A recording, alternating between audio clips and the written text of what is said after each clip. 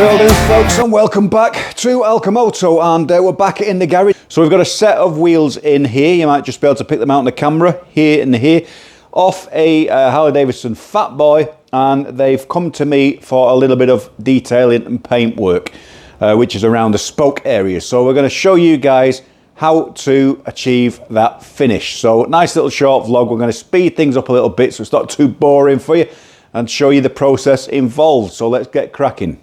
Okay, so we've got the rear wheel in front of us, and you can see I've just started off masking around here. Now, you need this for going around the edges to get a tight finish. If you're doing a curved masking, it's so time consuming to do it with the masking tape and cut that out, or use a craft knife. I prefer to use a 1mm tape so we can get around those lines and then fill it in with a heavier tape afterwards. Okay, so find the edge and then start off on the lower part.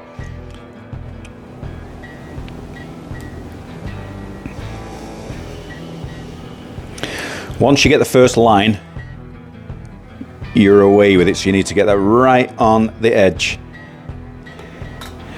Once you're happy with the first one, hold it there and then curve it round till you get that finish there. And then all the time you're looking for the edge to run that off. So you curve it round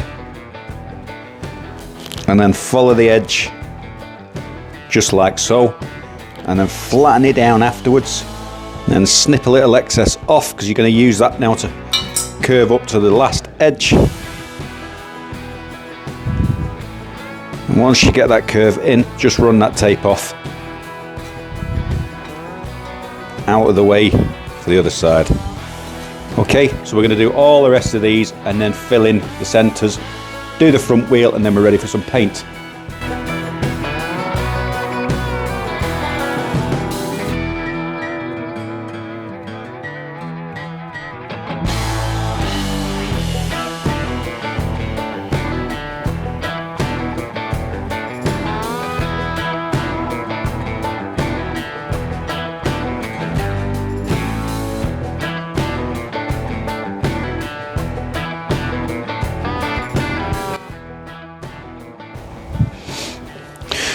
And the final one,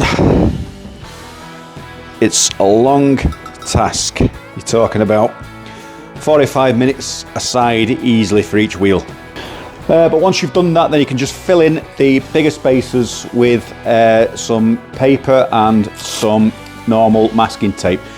Now, I tend to use the green tape, which is a low-tack tape, around the majority of things, because it doesn't pull any paintwork. If you leave masking tape on any paintwork for too long, the glue can react with any of the paintwork underneath if it's fresh paint, so just be careful of that. By putting this down, I'm just going over the top of the line tape, and it just helps to keep that down to give you a nice neat finish along the lines. Okay folks, so the tedious job of the masking of the rear wheel is all done. So all you want to do now is just press down around all the edges and make sure all your masking is down hard around every part of where you're going to paint. Time of year, it's a bit cooler as well, so things tend not to be as sticky. I do have a heater in here, so I do tend to keep the temperature up in the garage to help things along with that, and also with the paintwork. So just make sure all of that's right, and then we're just going to flash a little bit of primer out with the tin. We're not going daft with the guns, because we only have to do a light coating just to prime that before we go on with the silver inserts.